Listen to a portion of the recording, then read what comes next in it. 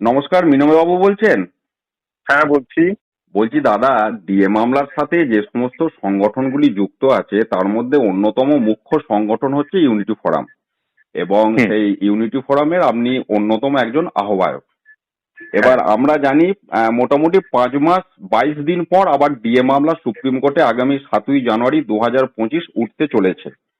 সেক্ষেত্রে হ্যাঁ। নতুন বছরে নতুন কোনো হুম। পরিকল্পনা আপনারা করছেন কিনা এই মামলাটা লড়াইয়ের ব্যাপারে, এই বিষয়ে একটু আপনার সাথে জানতে চাইছি।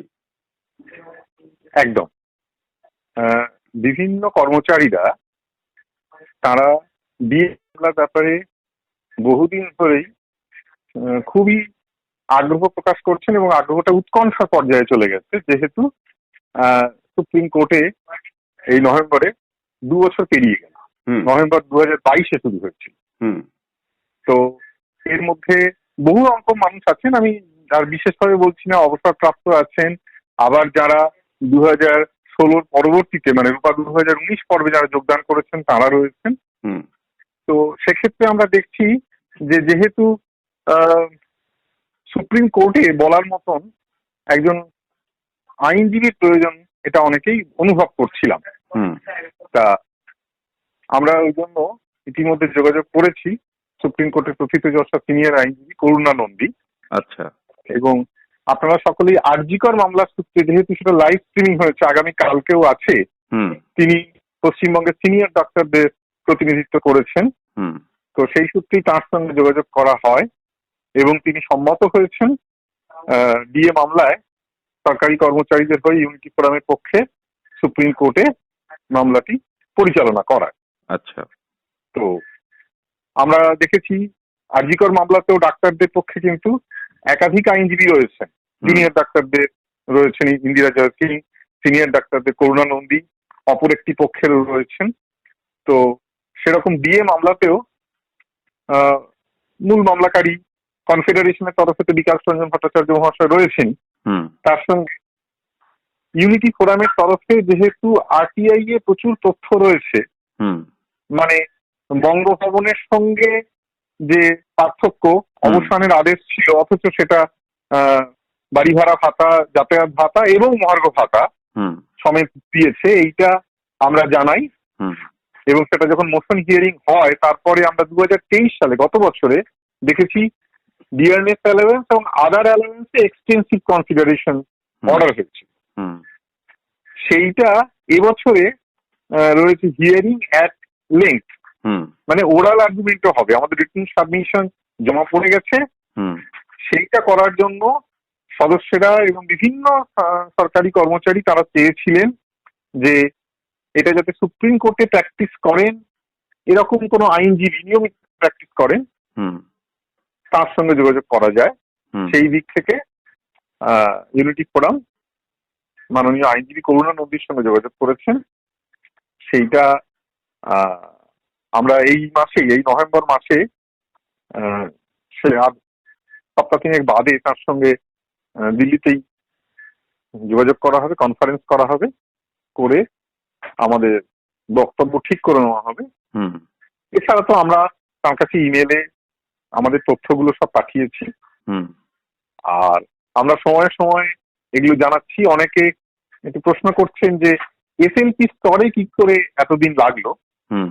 তো আমরা খুঁজে পেয়েছি যে এবছর এই জানুয়ারি মাসে মহানদী কোলফিল্ড 27 মাসে মিটেছে এসএলপিতে, সেটা শ্রমিকদের পক্ষে রায় গিয়েছে। তো আমাদের জানুয়ারি মাসে ডিএ মামলারও এসএলপি 27 মাস। সেই কারণে আমরা কোনো চেষ্টার ত্রুটি রাখছি না। এবার এখানে আরেকটি প্রশ্ন উঠেছে যে ওটা তো মাননীয় বিচারপতি ঋষিকেশ রায়ের অবসর গ্রহণের মাস। আমরা ডিএ মামলায় দেখেছি 2023 সালে বিচারপতি দীনেশ মাহেশ্বরীর অবসর গ্রহণ ছিল। মে মাসে। তো তিনি মে মাসে ছিল। এপ্রিল মাসে শেষের দিকে ডিএ মামলাটি ছিল।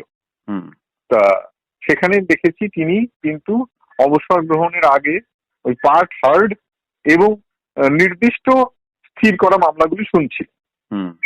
তবে আরেকটি বিষয় তখন ছিল মিসলেনিয়াস ডেট। এবার সব পক্ষই আমরা চেয়েছিলাম, প্রতিটি রেসপন্ডেন্ট চেয়েছিলাম যেটা যেটা নন মিসলিনিয়াস দিতে হয়, মানে দীর্ঘ শুনানি হতে পারে। কর্মচারী তরফের অনেক বক্তব্য আছে, তো সেটা মাননীয় বিচারপতি কিন্তু শেষ শুনানির অর্ডারে সেটা নন মিসলিনিয়াস ডে মানে মঙ্গলবারে হয়েছে। ফলে আমরা আশা করব, এবং দীর্ঘ শুনানির অর্ডার হয়েছে যেহেতু 6 মাস আগে থেকে, 6 মাসের বেশি শুনানি পেছনে যায় না, ফলে আমরা আশা করব আমাদের আইনজীবী ইউনিটি ফোরামের তরফে বক্তব্যটি সুপ্রিম কোর্টে তুলে ধরতে পারবেন।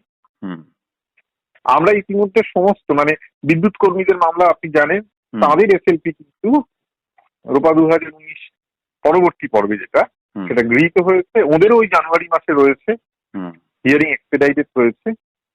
এই সপ্তাহেও সুপ্রিম কোর্টে তো আইনের বিচার হয়, এই সপ্তাহেও এসএনজেপিসি ডিএ মামলা, বেতন সংক্রান্ত মামলা রয়েছে। আমরা আশা করছি সেটাও আদালত অবমাননার স্তরে আছে, অর্থাৎ বর্তমান প্রধান বিচারপতি রায় দিয়ে যাবেন। তা সেগুলো যা পাওয়া যাবে আমরা সমস্ত জোগাড় করে নিচ্ছি। এবং আরেকটা বিষয়, সরকার তো ওখানে শুধু বলেছেন টাকার অভাবে কথা, তো হ্যালো বলুন, অক্টোবর এই মাসে, জাস্ট গত মাসে অক্টোবর 2024 আমরা দেখলাম যে জিএসটি আদায়ের বৃদ্ধিতে সেখানে কিন্তু পশ্চিমবঙ্গ সরকারের আদায় বৃদ্ধির হার 15%। আচ্ছা, জাস্ট গুজরাটের পরেই। আচ্ছা, তা আমরা দেখেছি এই টাকা না থাকার প্রশ্নটি তারা প্রথম উত্থাপন করেছিলেন ট্রাইব্যুনালে 26 জুলাই 2019, যেখানে দেখছি জানতে চাওয়া হয়েছে ট্রাইব্যুনালের তরফে দিতে না পারার কারণ কি, ওরা বলেছিলেন জিএসটি। তখন কিন্তু ট্রাইব্যুনাল বলেছিলেন যে জিএসটি তো এসেছে অনেক পরে, মানে জুলাই 2017 থেকে, আর রূপা 2009 মামলা সেটা তো ডিসেম্বর 2015 অব্দি ছিল। তো সরকার বাহাদুর একটি নতুন বিষয় করে দিয়েছেন, তারা এসএলপিতে রূপা 2019 জুড়ে দিয়েছেন। এসএলপি 491 থেকে 522 পাতা 32 পৃষ্ঠা জুড়ে তারা রূপা 2019 দিয়েছেন। এবং আপনারা সকলেই এর ইতিমধ্যে গণমাধ্যমে সবাই জেনে গিয়েছেন কোন কোন রায় কি আছে, আমি তার পুনরাবৃত্তি করছি না। ফলে সরকারের তরফে সুপ্রিম কোর্টে বলার মতন কোন যুক্তি তারা উত্থাপন করতে পারেননি। প্রতিটি অর্ডার আমরা দেখেছি সেটা কিন্তু কর্মচারীদের দাবির কথাই এই গত 2 বছরে সুপ্রিম কোর্টে রয়েছে। এইবার তারা এই বিষয়টায় কিভাবে বিচার করবেন আমরা তার অপেক্ষায় রয়েছি। ঠিকই, বহু কর্মী অর্থনৈতিকভাবে সহযোগিতা এর আগেও করেছেন, বিভিন্ন সংগঠনকে আপনাদেরকেও করেছেন বা আগামী দিনেও করবেন। তো তারা যদি আপনাদের সাথে কমিউনিকেট করতে চায় সেক্ষেত্রে আপনাদের অ্যাকাউন্ট নাম্বার বা এগুলো কিভাবে তারা পাবেন? আমরা এই ট্রেড মেলে দিয়ে দিচ্ছি আমাদের ইউনিটি ফোরামের যে অ্যাকাউন্ট রয়েছে পাঞ্জাব এন্ড সিন্ধ ব্যাংক, সেখানে অ্যাকাউন্ট নাম্বারটাও পাঠিয়ে দেওয়া হচ্ছে আপনাকে। তা সেখানে যারা দেবেন তারা সেভাবেই করছেন। ব্যক্তিগতভাবে তো সকলের কাছে গিয়ে উঠতে পারা সম্ভব হচ্ছে না, অবশ্যই, কেননা কর্মচারীরা বিভিন্ন জায়গায় ছড়িয়ে রয়েছেন। তবুও যদি কেউ ব্যক্তিগতভাবে যোগাযোগ করতে চান আমরা চেষ্টা করি তাদের সঙ্গে যুক্ত হবার, অথবা এটা, এবং এটা এর আগে 13টি শুনানি হয়ে গিয়েছে, কাজেই কর্মচারীরা সহায়তা না করলে এতদূর আমরা আসতে পারতাম না। তো আমরাও বিশেষভাবে করুণানন্দীকে অনুরোধ করেছিলাম যে কর্মচারীদের কথা ভেবে যতটা কম খরচ নিতে পারা যায়, তিনি আমাদের অনুরোধে সম্মত হয়েছেন। তো আমরা খরচ কমানোর চেষ্টা করছি, মানে যাতায়াত ইত্যাদি আমরা ট্রেনে করি, ঠিক আছে। তো আমরা আশা করছি কর্মচারীরা তারা তাদের দিয়ে কম পাচ্ছেন, তবুও লড়াইয়ের জন্য যে যতটুকু পারবেন সাহায্যের হাত বাড়িয়ে দেবেন। ওই অ্যাকাউন্ট নম্বরে IFSC কোড আর অ্যাকাউন্ট নম্বর দিলে তারা ফোনপে, গুগল পে, পেটিএম যে কোনো ভাবেই টাকাটা পাঠিয়ে দিতে পারেন, তাহলে ওইটাই তার রসিদ হয়ে যায়। ঠিক আছে, ঠিক আছে দাদা। এরপর যেরকম যেরকম আপডেট আসবে আমরা আমাদের ফেসবুকে বা যে কোনো গণমাধ্যমে আমরা সেটা জানিয়ে দিতে পারবো। অবশ্যই অবশ্যই। তাহলে নভেম্বরে ম্যাডামের সাথে আপনাদের কমিউনিকেট হলে তখন সেক্ষেত্রে আরেকবার আপডেট নিয়ে নেবো আপনার কাছ থেকে। অবশ্যই অবশ্যই আমাদের অনেক কটি বিষয় ওনার কাছ থেকে পরিষ্কার করে নেওয়ার আছে। যেমন এটা তো এক্সটেন্সিভ কনসিডারেশন বলেছিল, এর সঙ্গে আদার অ্যালাউন্স রয়েছে, কমপ্লিট জাস্টিসের কোনো বিষয় আছে কিনা। ঠিক আছে, আমরা এছাড়াও অন্ধ্রপ্রদেশের রায় হাতে পেয়েছি অন্ধ্রপ্রদেশ সরকারের কর্মীদের, সেখানে কিন্তু সুপ্রিম কোর্ট 6% দিয়েছিলেন কর্মচারীদের বেতনের দেরির জন্য। তা দিয়ে তো বেতনের অংশ আমাদের তরফ থেকে সকলের জন্য নোটিফিকেশন দিয়ে, যেভাবে দিয়ে নোটিফিকেশনে সকলের জন্য দিয়ে হয় এক নোটিফিকেশনে সকলের জন্য এবং সুদ সমেত দাবি করেছি। জানি না সুপ্রিম কোর্ট কোনো কষ্ট দেবেন কিনা, কেননা কর্মচারীরা অনেকেই আছেন অবসরপ্রাপ্ত আর বেতন মানে দিয়ে পাচ্ছেন না, যেহেতু বেতন তারা কম পাচ্ছেন, ফলে লড়াই ছাড়া আমাদের আর কোনো কিছু বাকি নেই। সেটাই, কারণ অবসরপ্রাপ্তদের তো ডিএ না বাড়া মানে 10 বছর বেতন, মানে বেতন নয় পেনশন একই থাকবে, পে কমিশন না হলে। পে কমিশনেও ধরুন রোপা 2019 তারা 48 মাসের যে এরিয়া তার কোনো বন্দোবস্ত নেই। সব থেকে কি রোপা 2019 ডিএর কথাই বলা নেই না।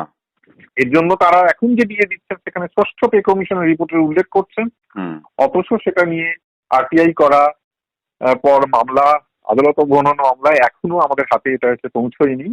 ওটা এই নভেম্বর মাসেই ফাইল করা হচ্ছে। সেটা তো এর আগে অনেকবারই আলোচনা হয়েছে, পাবলিক ডোমেনে অ্যাভেলেবেল নয়, এ সমস্ত তথ্য সেখানে উঠে এসেছে। এবার তাহলে এইগুলো সমস্ত বিষয় নিয়ে আমরা আমাদের আইন কাছে তুলে ধরবো যে তাহলে কিসের ভিত্তিতে তারা দিয়ে দিচ্ছেন সেটা তারা ঠিক করবো। আমরা কিন্তু দিয়ে নোটিফিকেশনে কেন্দ্র সরকারটা দেখতে পাচ্ছি তারা নির্দিষ্ট করে দিয়েছেন যেটা রেমুনারেশনের অংশ।